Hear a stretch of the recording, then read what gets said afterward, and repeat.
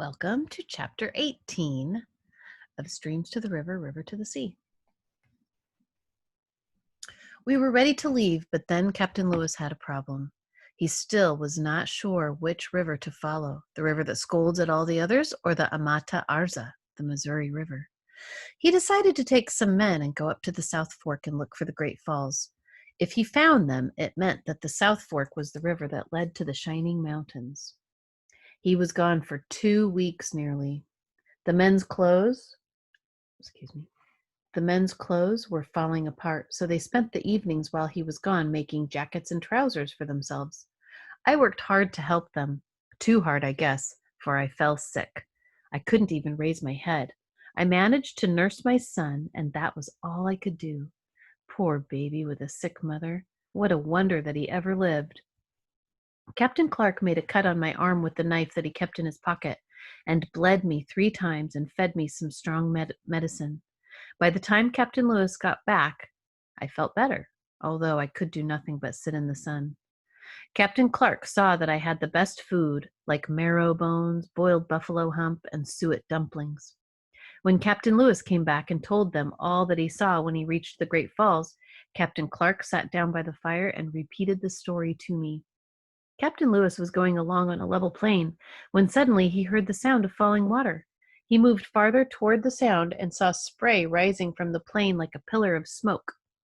At once he knew that he was approaching the Great Falls of Missouri. Then Captain Lewis climbed to a high rock near the center of the falls. Below him was a cliff, and over it the water was falling in a great fury. The flowing water took on 1,000 shapes. It flew up in streamers many times the height of his head. Beneath them, the water rolled and swelled in huge billows that struck against the rocks and shook the earth. I went to sleep listening to his story about the Great Falls. In the morning, I rose with the sun and felt strong enough to build a fire and cook breakfast for Charbonneau and myself. Charbonneau said, "Captain Clark, he worry, afraid you die, afraid he get no horses from Shoshone if you dead. So Charbonneau, he ask for money, I think." He did ask Captain Clark for more money. He said that without me, they would never find the horses they needed to get through the mountains before the snows came. Captain Clark refused him.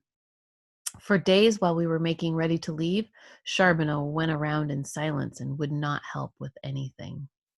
Sounds like he was kind of pouting, doesn't it? Because he didn't get his way.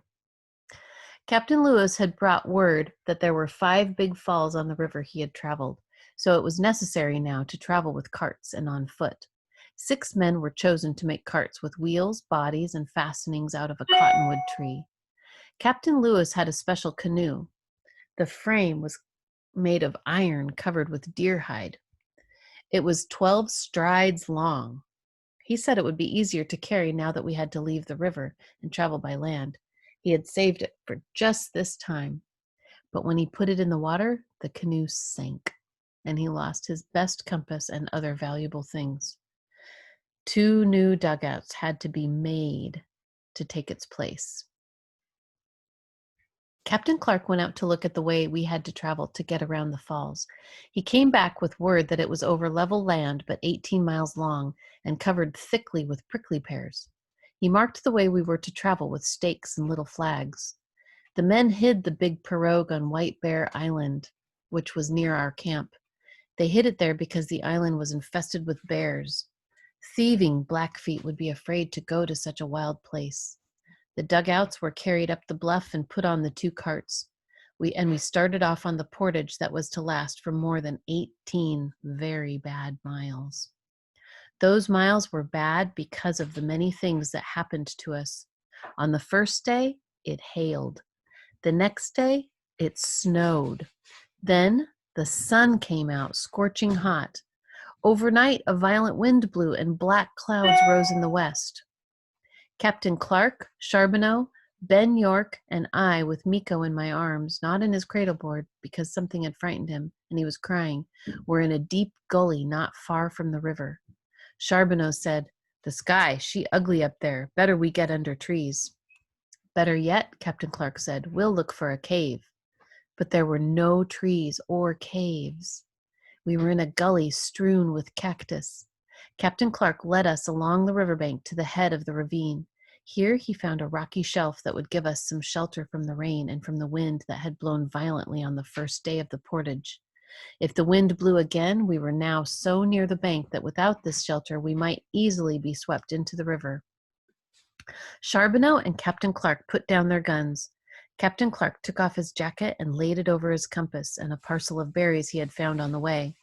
Then York climbed out of the ravine and went off to hunt buffalo. Lightning flashed, thunder echoed. The ravine was filled with a yellow light and thunderous sounds. The rain fell gently at first, mixed with large hailstones. Suddenly it fell in a glittering mass that hid the sky. Through the rain and hail, I saw a yellow wall gathering at the head of the ravine. It was moving toward us. Before I could find the cradle board, before I could shout a warning, Captain Clark had me by the arm. He was pushing me and the baby up a steep cliff.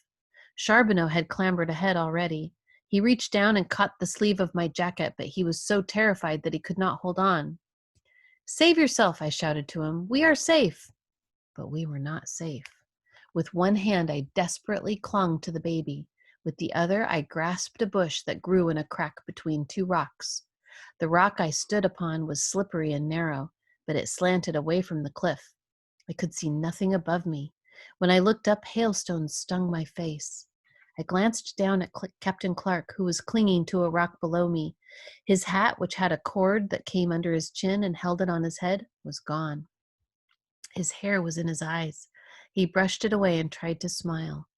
Below us, the yellow flood roared through the gully. It pushed rocks and brush before it and surged over the precipice. It was deep, higher than my head. Miko's cradleboard, Captain Clark's compass, Charbonneau's gun, all had disappeared.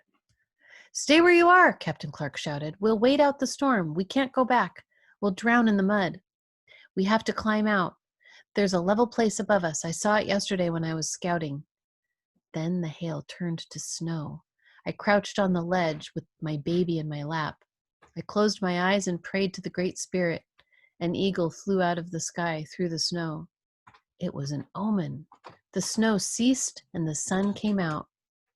"Now we climb," Captain Clark said, "as fast as we can." I took off my mantle, made a sling from it for the baby, and put him on my back. We went slowly, one slippery rock, one crevice at a time. The sun grew hot and Miko began to cry. I gave his foot a pinch to make him quiet down. I don't think that would work. York was waiting for us. He had killed a prairie chicken with his tomahawk and put it to roast over a fire of buffalo chips. You guys know what buffalo chips are, right? That's dried buffalo poop. He had killed, so he was roasting the chicken over a fire of buffalo chips because there was no wood in sight. Charbonneau dried off Miko in front of the fire and gave him a chicken wing to suck on.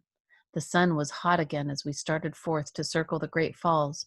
Soon the ground was steaming.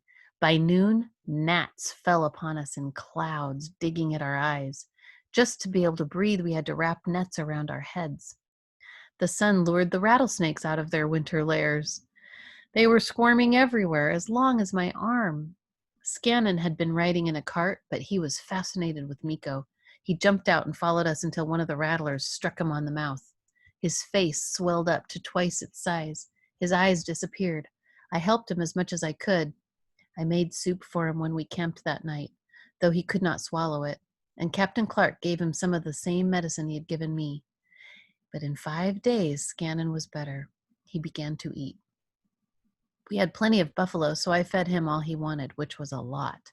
He could eat more than a hungry man. Captain Clark said that I had saved Scannon's life.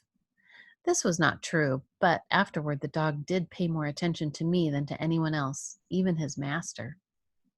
I was so busy with Scannon I had not seen the great falls that Captain Clark had told me about, but I had heard the sounds they made and felt the cold spray on my face.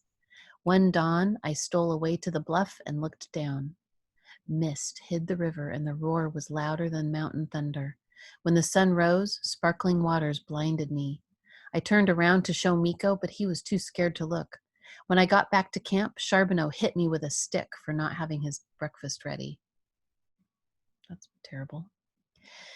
Yet I remembered the roar and the mist and the sparkling waters. I dreamed about them that night and thought about them the next day.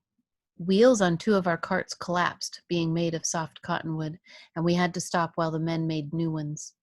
Carrion birds circled high above us, and we were followed by flocks of chattering magpies.